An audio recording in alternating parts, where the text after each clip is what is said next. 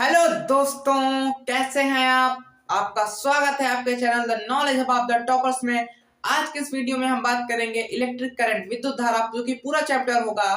तो चलिए शुरू करते हैं। सबसे पहले आपको देखना होगा कि विद्युत धारा क्या होती है। तो आपने कहीं ना कहीं सूत्र पढ़ा होगा I बराबर Q बटे T। तो विद्युत धारा क्या होती है, सबसे पहले जानिए आवेश क्या होता है। तो एक तरह से आवेश क्या होता है, परमाणु का एक मूल कण होता है, मतलब जो फंडामेंटल पार्टिकल होता है एटम का, उसे कहते हैं हम आवेशीय। धनात्मक और ऋणात्मक दोनों हो सकता है। तो अब विद्युत धारा क्या होगी, तो देखिए विद्युत धारा समझिए क्या होती है। मान लीजिए आपने पढ़ा होगा I बराबर Q बटे T। तो Q यहाँ पर क्या होता है, मैंने आपको बताया था चार्ज होता है, ठीक है, आवेश। और T क्या होता है, टाइम होता है। तो अगर इस फार्मूला के अकॉर्डिंग आप विद्युत धारा की परिभाषा बनाए तो मान लीजिए हम क्या करते हैं, T को 1 रख लेते हैं, 1 सेकेंड रख लेते हैं। और Q को क्या रख लेते हैं, Q को भी 1 कूलाम रख लेते हैं। आपको पता होगा कि आवेश को हम कूलाम में लिखते हैं, ठीक है। तो अगर हम बनाना चाहें कि विद्युत धारा की परिभाषा क्या है, तो 1 सेकेंड में प्रवाहित आवेश यदि 1 कूलाम हो तो उस पर प्रवाहित धारा 1 एम्पियर हुई है, तो 1 एम्पियर की परिभाषा हो जाएगी। लेकिन अगर हम धारा की बनानी है तो अगर हम टी को 1 एम्पियर रख दें तो आई बराबर क्या हो जाएगा, क्यों हो जाएगा। तो हम लिख सकते हैं कि 1 सेकेंड में प्रवाहित आवेश की मात्रा को विद्युत धारा कहते हैं। तो आप लिख सकते हैं विद्युत धारा क्या है, 1 सेकेंड में प्रवाहित, मतलब एकांक सेकेंड में प्रवाहित आवेश की मात्रा। आवेश कहां प्रवाहित होगा, किसी चालक में होगा ना, तो पूरी परिभाषा आप लिख सकते हैं किसी चालक में 1 सेकेंड में प्रवाहित आवेश की मात्रा को विद्युत धारा कहते हैं। तो विद्युत धारा आपको समझ में आ गया। अब हम समझते हैं विभवांतर क्या होता है। तो मान लीजिए कोई ये आवेश है, ठीक है, तो आवेश के चारों ओर कोई विद्युत क्षेत्र बन जाता है ना, आपने पढ़ा होगा कि आवेश के चारों विद्युत क्षेत्र बन जाएगा क्योंकि धारा प्रवाहित होगी। तो ये जो विद्युत क्षेत्र है, मान लीजिए कोई एक अन्य आवेश है, ठीक है, हम इसको अगर इनफाइनाइट पे रखा हुआ, अगर हम इसको यहाँ पर लाने में जो कार्य करेंगे, यहाँ से यहाँ तक लाने में जो कार्य करेंगे, वही होता है विभवांतर, क्योंकि विभवांतर V बराबर होता है W बटे Q, ठीक है। अब मान लीजिए जो आवेश हम ला रहे हैं इसको हम रख देते हैं 1 कूलाम, ठीक है, 1 कूलाम। तो इसकी हम परिभाषा बता सकते हैं कि 1 कूलाम आवेश को अनंत से लाने में जो कार्य किया जाता है, विद्युत क्षेत्र तक लाने में, अनंत से इनफाइनाइट से इलेक्ट्रिक फील्ड तक लाने में जो वर्क किया जाता है, उससे क्या कहते हैं, विभवांतर कहते हैं। तो V बराबर W कब हो जाएगा, जब Q 1 कूलाम होगा। तो लिख सकते हैं 1 कूलाम आवेश को अनंत से विद्युत क्षेत्र किसी बिंदु तक लाने में किए गए कार्य को हम विभव कहते हैं। विभवांतर नहीं, इसे विभव कहते हैं। विभवांतर क्या होता है, देखिए विभवांतर विभव में अंतर है, इसमें आप कंफ्यूज नहीं होनेगा, क्योंकि विभव क्या होगा, अनंत से विद्युत क्षेत्र में आने में किया गया कार्य विभव होगा, और विभवांतर क्या हो जाएगा, देखिए विभवांतर कुछ नहीं होता। विभवांतर में कोई विद्युत क्षेत्र, इस पर कोई दो बिंदु, अगर हम कोई आवेश को यहाँ से यहाँ ले जाए, मतलब विद्युत क्षेत्र के अंदर ये दो बिंदुओं के बीच ले जाए, तो उसे विभवांतर कहते हैं। बी ए है, मान लीजिए हम बी से ए तक ले जा रहे हैं, तो क्या हो जाएगा, वीबी माइनस वी का जो विभव हो जाएगा W बटे Q हो जाएगा, ठीक है। तो यही हो जाता है विभवांतर। तो विभव और विभवांतर में अंतर होता है। तो ये हो गया विभव, ये हो गया विभवांतर। विभव क्या हो गया, अनंत से विद्युत क्षेत्र तक लाने में किया गया कार्य, और विभवांतर क्या हो गया, विद्युत क्षेत्र के दो बिंदुओं के बीच आवेश को ले जाने में किया गया कार्य। अब जब आवेश 1 कूलाम हो, ये आपको याद रखना है। तो ये दोनों परिभाषा आप आसानी से बना सकते हैं। अब हम समझते हैं कि ओम का नियम क्या होता है, ठीक है, क्योंकि विभवांतर और धारा आपको क्लियर हो गई, ये आपकी परिभाषा पूछी जाती है। अब हम समझते हैं ओम का नियम क्या है। तो ओम एक वैज्ञानिक थे जिन्होंने बताया नियम कि यदि किसी चालक की भौतिक अवस्थाएं अपरिवर्तित रहती है, मतलब उनमें चेंज नहीं होती, जैसे टेम्परेचर, प्रेशर, ये सब कांस्टेंट रहती हैं, तो जो चालक पर बहने वाली धारा होती है और जो उसका विभवांतर होता है वो हमेशा प्रोपोर्शनल होता है एक दूसरे के। मतलब अगर हम धारा को मान लीजिए 1 एम्पियर बढ़ा रहे हैं तो विभवांतर भी 1 वोल्ट बढ़ जाएगा, मतलब दोनों में कांस्टेंट रहते हैं। मान लीजिए जैसे V प्रोपोर्शनल I होता है, ठीक है। V प्रोपोर्शनल I का मतलब क्या है कि मान लीजिए हम इसको अगर एक्सपेरिमेंट से बताना चाहे तो मान लीजिए हम एक पूरा परिपथ बनाते हैं, इसमें सेल लगाते हैं, इसमें एमीटर लगाते हैं, इसमें हम आपका रेजिस्टेंस लगा देते हैं, इसके बीच विभवांतर लगा देते हैं, ठीक है, और क्या करते हैं, एक धारा परिवर्तक लगा देते हैं ताकि हम धारा का परिवर्तन बार बार करते रहें, ठीक है। अब मान लीजिए क्या होता है कि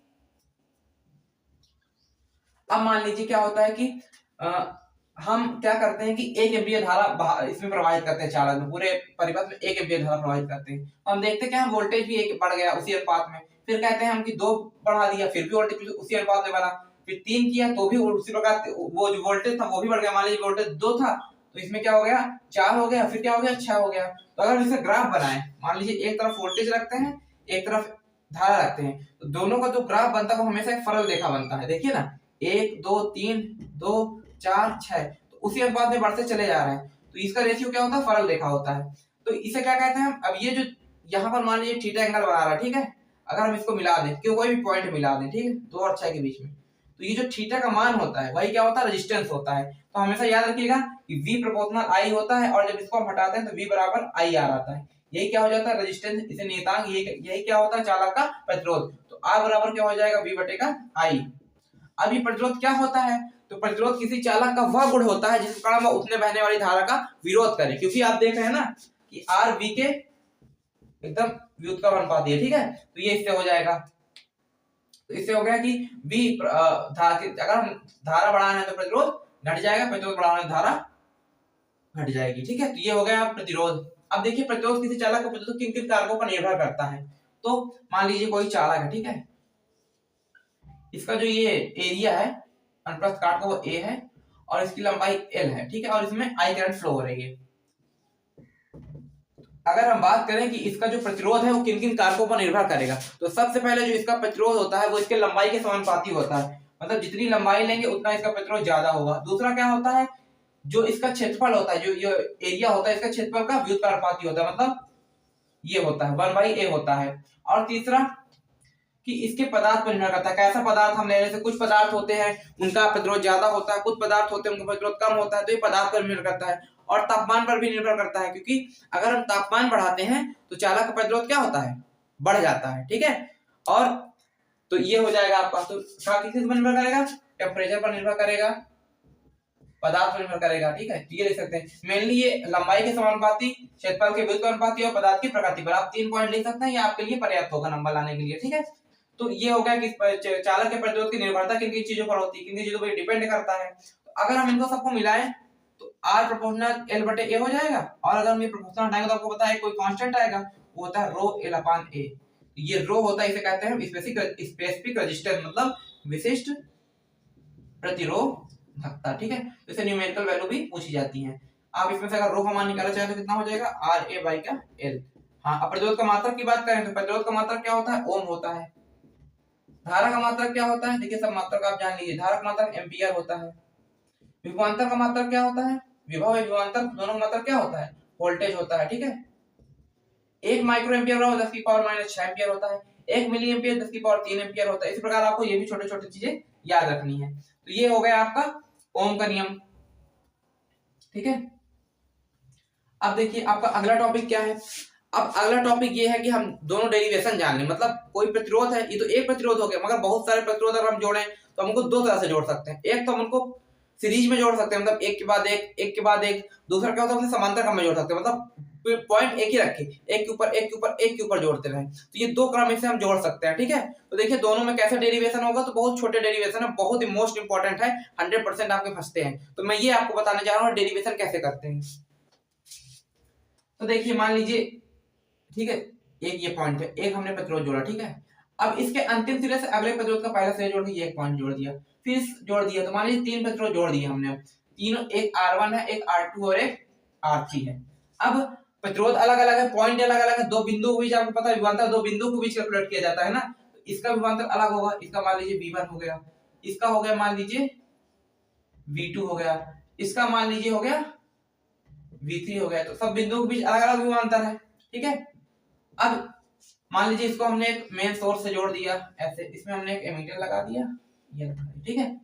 अब हमको देखना है कि इसका डेरिवेशन क्या होगा, मतलब जो टोटल रेजिस्टेंस R वो किसके इक्वल होगा। अब मान लेंगे पूरे में करंट कितनी I फ्लो हो रही है, तो देखिए जो I इसमें से फ्लो हो रही है वही इसमें से भी तो जा रही है। अगर समांतर में जुड़े होते तो एक इधर चली जाती, एक इधर चली जाती, इधर चली, लेकिन ये तो श्रेणी में जुड़े हुए हैं ना, तो इनमें जो I होगी वो तो कांस्टेंट होगी। अब इसका डेरिवेशन करना चाहे, मान लीजिए हम पूरा, सबसे पहले पूरे के लिए देख लेते हैं। तो पूरे के लिए मान लीजिए वोल्टेज V है और धारा I है, तथा इनका जो पूरा कंप्लीट रेजिस्टेंस है वो है R।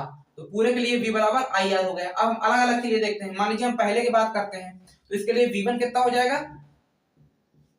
I तो पूरी सेम ही रहेगी, IR1 हो जाएगा क्योंकि I तो सब में बह रही है। अब V2 के लिए क्या हो जाएगा, IR2 हो जाएगा, क्योंकि देखिए इसका प्रतिरोध R2 है, धारा तो I ही बह रही है। इस प्रकार V3 बराबर IR3 हो जाएगी। अब ये जो V है ये टोटल इनके तीनों के योग के बराबर होगा, तो हम लिख सकते हैं V बराबर V1 प्लस का V2 प्लस का V3। इधर आप IR रख दीजिए, ठीक है, इधर IR1 IR2 प्लस IR3। अब अगर आप सबसे I कॉमन ले लेंगे तो सबसे आई आपको दोनों पक्षों में आई का भाग कर दीजिए, क्या आ जाएगा r बराबर r1 plus r2 plus r3। इसी प्रकार हम ये सिद्ध हो गया। इसी प्रकार हम बहुत सारे ले लेंगे तो rn बराबर कितना हो जाएगा r1 plus r2 plus r3, मतलब बहुत सारे अगर हम लेंगे तो उसका रेजिस्टेंस भी यही हो जाएगा, मतलब सबको जोड़ देना है बेसिकली अगर श्रेणी क्रम में जुड़े हुए हैं। अब हम समझते हैं कि समांतर क्रम में क्या होगा। तो ये भी बहुत इजी है, इसको भी थोड़ा सा आप समझ लीजिए बेसिक, ये भी आपको क्लियर हो जाएगा। इसमें भी बहुत आसान, ठीक है, कुछ नहीं करना आपको, उसी प्रकार पूरा बनाना है। अब इसमें आपको ये बात याद रखना कि सब एक ही पॉइंट में जुड़े होंगे, क्योंकि समांतर में जुड़े हो ना, मान लीजिए एक ये हो गया, एक ये हो गया, एक ये हो गया, तीन जुड़े हैं, ठीक है। इसका r1 मान लीजिए, इसका r2 मान लीजिए, इसका r3 मान लीजिए। अब मैंने आपको बताया कि विभवांतर दो बिंदुओं के बीच में कार्य करता है, तो ये हो जाएगा v टोटल हो जाएगा, ठीक है, ये टोटल v हो जाएगा। और अब इसमें धारा मान लीजिए i टोटल बह रही है, ठीक है, पूरे के बीच दोनों के बीच विभवांतर v है। अब ये अगर पूरी i बह रही है, जो इधर जाएगी तो i1 हो जाएगी, इधर i2 हो जाएगी। मान लीजिए हम मान लें कि अलग अलग होगी, धारा तो अलग हो जाती है ना समांतर क्रम में, तो इधर i1 i2 i3, और जब यहाँ जाएगी तो पुनः फिर i जाएगी। तो आपको पता है हम लिख सकते हैं i बराबर i1 plus i2 plus r3 total लिख सकते हैं। और टोटल की रजिस्टर वो वोल्टेज तो v है, और अगर टोटल प्रतिरोध माने जो इसका संयोजी प्रतिरोध हो जाएगा वो हो जाएगा r। इसमें अगर हम लगाएं तो i बराबर v बटे r हो जाएगा। i1 के लिए देखें तो v1 बटे ओ, इसमें v तो सेम रहेगा ना, r1 हो जाएगा, प्लस इसके लिए v बटे r2 हो जाएगा, इसके लिए v बटे r3 हो जाएगा। अब अगर हम दोनों बच्चों में v का भाग कर दें, v मतलब v का भाग कर दें, तो देखिए इसमें v करेंगे, इसमें v करेंगे, इसमें कर सबसे v कट जाएंगे ना, तो 1/r बराबर क्या आ जाएगा, 1/r1 प्लस 1/r2 प्लस का 1/r3। तो ये हो जाएगा आपका पूरा प्रतिरोध। अब इसमें बहुत सारे हम जोड़ दें तो 1/r, अगर n प्रतिरोध जोड़ दें तो उसमें भी डॉट डॉट 1/rn हो जाएगा, ठीक है। तो ये आपको दोनों डेरिवेशन समझ में आ गए होंगे। तो ये आज के वीडियो में फिलहाल इतना ही। अगले वीडियो में इसके जो छोटे छोटे 2-4 कॉन्सेप्ट बचे उसको भी क्लियर कर दूंगा और आपका चैप्टर पूरा क्लियर हो जाएगा। जितना मैंने बताया इससे बाहर एक भी डिफिनेशन या कुछ भी नहीं आएगा। अब ये जो मैंने आखिरी में डेरिवेशन करा ये मोस्ट इंपॉर्टेंट है। तो ऐसे ही हमारे वीडियो को देखते रहिए, ज्यादा लोगों तक शेयर करते रहिए, और कृपया वीडियो नीचे कमेंट कर दीजिए कि आपको वीडियो कैसा लगा। अच्छा लगा तो भी कमेंट कीजिए, बुरा लगा तो भी कमेंट कीजिए। Thank you.